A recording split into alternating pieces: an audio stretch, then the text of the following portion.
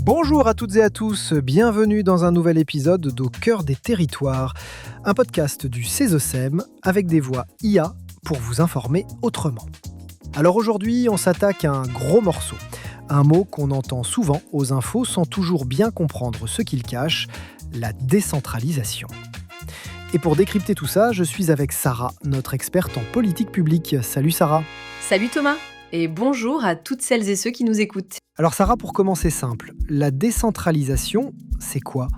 On coupe le cordon avec Paris ? C'est un peu l'idée, oui.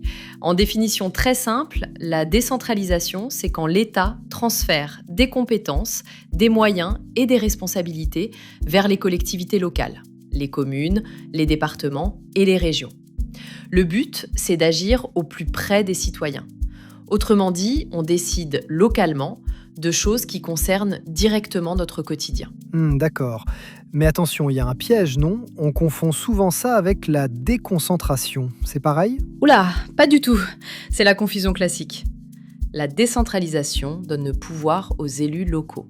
La déconcentration, elle, maintient le pouvoir dans les mains de l'État, mais via ses représentants sur place, comme les préfets. Tiens, pour faire une image, la décentralisation, c'est le maire qui décide. La déconcentration, c'est le préfet qui applique les ordres du ministère. Ah, d'accord. Ok, là c'est beaucoup plus clair comme ça. Enfin, j'ai parlé du maire pour l'exemple. J'aurais aussi pu parler des intercommunalités ou des régions. Le principe reste le même. Oui, bien sûr, on a compris l'idée. Bon, j'imagine que tout ça, ça ne s'est pas fait en un jour. Non, c'est une longue histoire en plusieurs actes.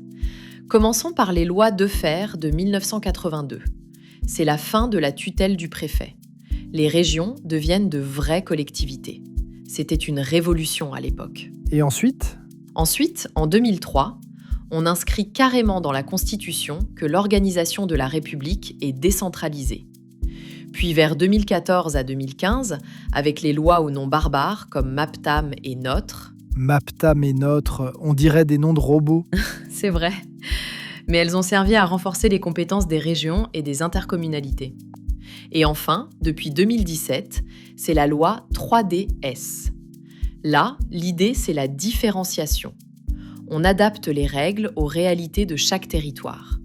On ne gère pas la Bretagne comme on gère la Martinique. Justement, parlons concret. Aujourd'hui, qui fait quoi ? Parce que pour le citoyen lambda, c'est parfois un peu flou. Alors, on va simplifier. La commune, c'est la proximité, l'état civil, les écoles primaires. Le département, lui, c'est d'abord la solidarité. Le RSA, les collèges, l'aide aux seniors. Concrètement, si une personne âgée a besoin d'aide à domicile, c'est le département qui intervient. Et enfin, la région. La région, c'est l'économie ? Exactement. Toujours en simplifiant, la région, c'est surtout l'économie, la stratégie de développement et les lycées. Mais attention Thomas, souvent les pouvoirs sont partagés. L'État et les collectivités copilotent certaines politiques. Et ça demande une coordination énorme pour que ça reste lisible. C'est là que ça coince parfois, non ? On parle souvent de millefeuille administratif. Oui, c'est l'enjeu majeur aujourd'hui. Clarifier qui est responsable de quoi pour être plus efficace.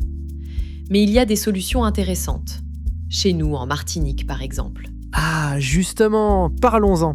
Eh bien, en 2015, nous avons voté pour une collectivité unique, la collectivité territoriale de Martinique, la CTM.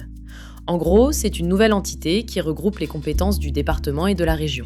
Cela permet d'éviter les doublons et de simplifier certaines décisions. L'idée est de permettre un pilotage beaucoup plus cohérent pour l'île. Ah oui, ça se comprend. Donc, si je résume pour finir, la décentralisation, c'est plus de démocratie locale, mais le défi, c'est qu'elle reste lisible et accessible pour le citoyen ordinaire ? C'est tout à fait ça. L'objectif reste une action publique plus proche et plus rapide. Mais il faut veiller à ce que ça reste équitable pour tous les territoires, qu'on soit à Paris, dans la Creuse ou en Martinique. Merci beaucoup Sarah pour cet éclairage express, c'était limpide. Merci à toi Thomas.